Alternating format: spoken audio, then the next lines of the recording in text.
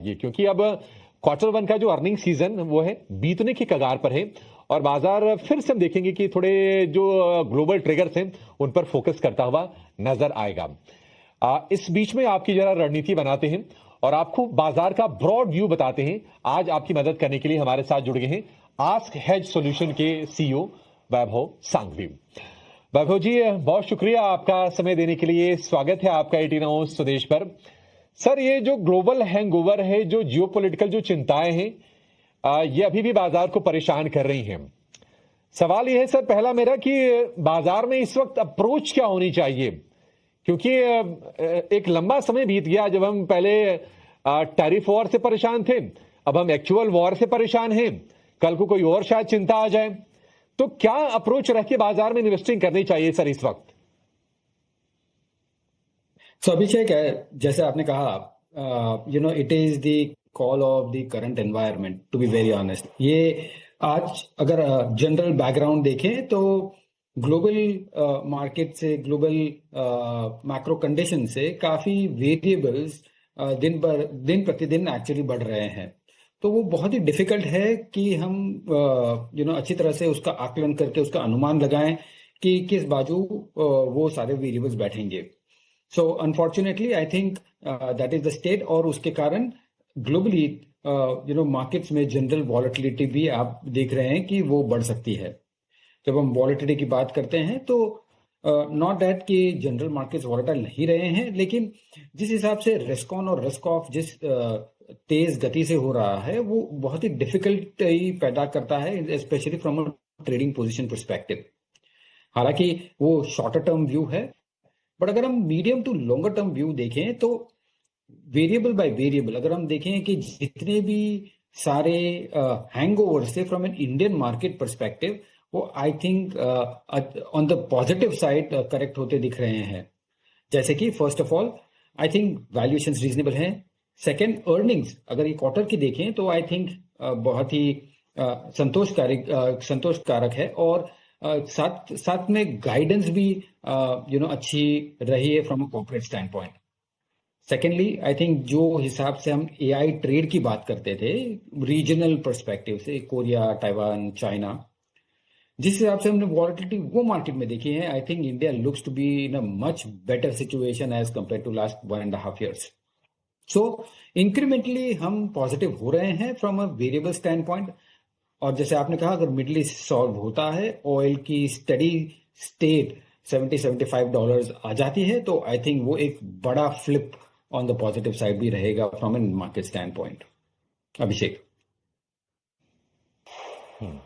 जी Vaibhav sir, फिर सवाल ये है कि मान लीजिए अर्निंग अगर अच्छी हो रही है, गाइडेंस थोड़े बेटर निकल के आ रहे हैं, लेटर और सूनर ये जो ग्लोबल जो हेडविंड्स हैं ये थोड़े सबसाइड जरूर होंगे। अभी भी हम देखें कि निफ्टी जो है ईयर टू डेट लगभग 6% के आसपास नीचे है। निफ्टी बैंक की बात करें लगभग 3.5% ये भी डाउन है ईयर टू डेट। क्या आपको लगता है कि जो लॉसेज हैं बाजार में, बाजार इसकी भरपाई करने का दमखम रखता है, और क्या ये साल खत्म होते होते दिसंबर तक क्या हम ग्रीन टेरिटरी में दिखेंगे, या फिर ये साल ऐसे ही खत्म हो जाएगा सर? नहीं, आई थिंक जिस हिसाब से जो इंक्रीमेंटली हम पॉजिटिविटी देख रहे हैं फ्रॉम मैक्रो और माइक्रो स्टैंड पॉइंट, हमें लगता है कि आई थिंक मुझे 6 महीने की तो नहीं मालूम है, लेकिन at least from next 1 to 2 years यहां से हम कंस्ट्रक्टिव हो सकते हैं। Lastly I think from an FPI flow की भी बात करें, जो एक बड़ा हैंगओवर रहा है मार्केट में, आई थिंक वो भी स्टेबलाइज होता दिख रहा है। और साथ ही साथ जो करेंसी की में जो प्रेशर्स दिखे थे ओवर द लास्ट 1.5 years, वो भी because of the FCNR deposit अगर हम देखें तो आई थिंक वो भी काफी मिटिगेट हो रहा है। So overall I think from a macro stand point, और साथ ही साथ अर्निंग्स की जिस हिसाब से मोमेंटम आ रही है, I think we India as a country on a broader scale, on a relative scale, from a global market standpoint, incrementally at the margin attractive हो रहे हैं। जी वैभव सर, आपने एफपीआई के फ्लो की बातचीत की। एफपीआई हमने आउटफ्लो काफी देखा, थोड़े स्टेबिलिटी के संकेत नजर आ रहे हैं। तो क्या ये एफपीआई का जो अब फ्लो थोड़ा रिवर्स होने के संकेत मिल रहे हैं, ये भारत के फंडामेंटल को देख के, अर्निंग को देख के हो रहा है, या फिर जो एआई रिवर्स ट्रेड चल रहा है कोरिया में, जापान में, ताइवान में, उसके चलते हो रहा है? और ये फंड्स फ्लो कितने सस्टेनेबल हो गए going ahead? See, Abhishek, I think global fund flow is always a factor of के on a relative opportunity हमें किधर अच्छा दिख रहा है from a निवेश perspective. अगर हम देखें लास्ट 1.5 साल से 2 साल में जहां से हम एक्सिलरेटेड फॉरेन आउटफ्लो देखे थे, उस time I think regional markets better दिख रहे थे ऑन अ रिलेटिव बेसिस, जहां अर्निंग स्ट्रांग थी, एआई अपॉर्चुनिटी थी और काफी अच्छी विजिबिलिटी थी from a valuation standpoint as well.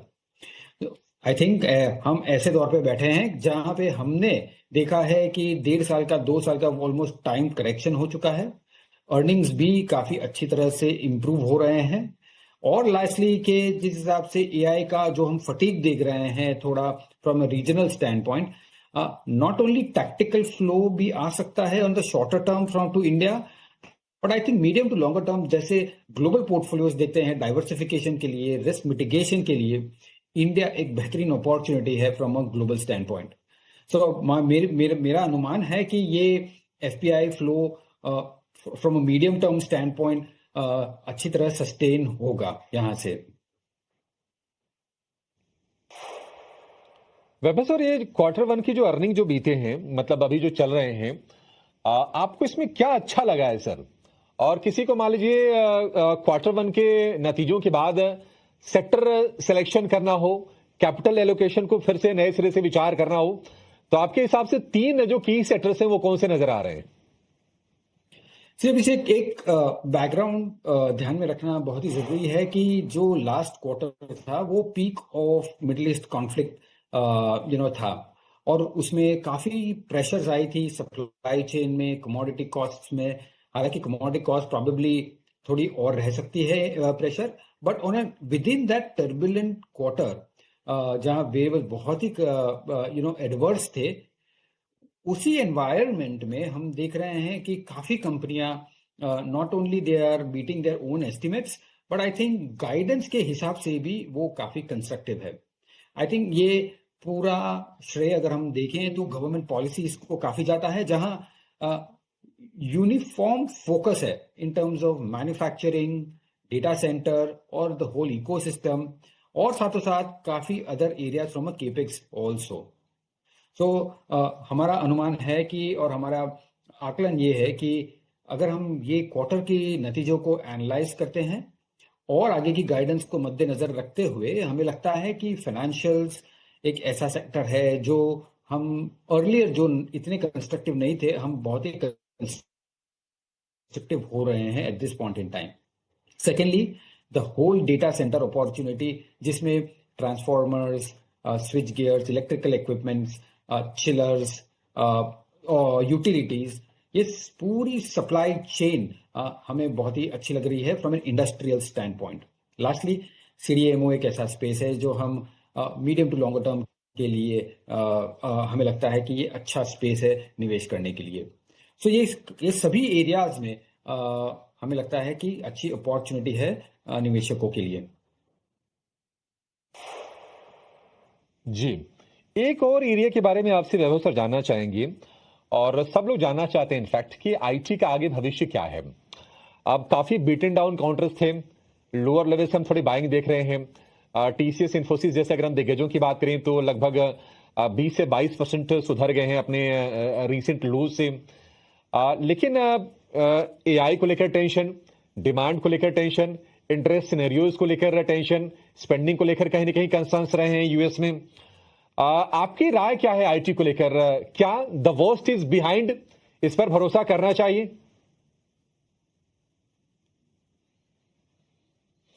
Abhishek, I think ये बहुत ही इंपॉर्टेंट क्वेश्चन है, और आई थिंक एक ध्यान में रखना चाहिए कि हम जो रिकवरी देखे हैं ऑन एन आईटी पर्सपेक्टिव, वो पार्टली इसके लिए कि वैल्यूएशन बहुत ही चीप हुए थे और फ्री कैश फ्लो यील्ड से वो काफी अट्रैक्टिव हो चुके थे.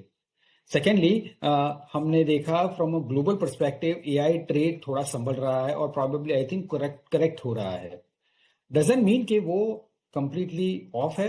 मेरे हिसाब से वो टेम्पररी पॉज है, और over a period of time I think वो रिज्यूम होगा। Lastly from an IT services perspective, अगर हम सॉफ्टवेयर स्पेशली के पर्सपेक्टिव से देखते हैं तो हमें लगता है कि ओवरऑल रेवेन्यू पे अभी भी क्वेश्चन मार्क्स है, कि पॉसिबिलिटी है कि रेवेन्यू डिफ्लेशन एक वरी है। अगर वो कंटिन्यूड रहता है तो मेरे हिसाब से I think after a 20-25% rally from the bottom, I think थोड़ा संभलना चाहिए, प्रॉबेबली वेट फॉर करेक्शन अगर किसका कंस्ट्रक्टिव व्यू होता है तो। फ्रॉम हमारे पर्सपेक्टिव से हम न्यूट्रलिस्ट है, हम इतना ओवर ऑप्टिमिस्टिक नहीं है eight this point in time. ठीक है, ठीक है। ये राय होगी वैभव सर की आईटी को लेकर और तमाम सेक्टर्स को लेकर, बाजार के सेंटिमेंट को लेकर। वैभव सर, बहुत शुक्रिया, आज आपने हमारे लिए समय निकाला और विस्तार से तमाम मुद्दों पर आपने अपनी व्यूज तो शेयर किए ही किए, हमारे जो दर्शक हैं उनकी अंडरस्टैंडिंग, उनकी समझ बढ़ाने में भी आपने मदद की। Thank you so much sir, फिर से आपसे जल्दी मुलाकात होगी। चलिए, शो को यहीं पर समाप्त करने का समय भी हो गया है।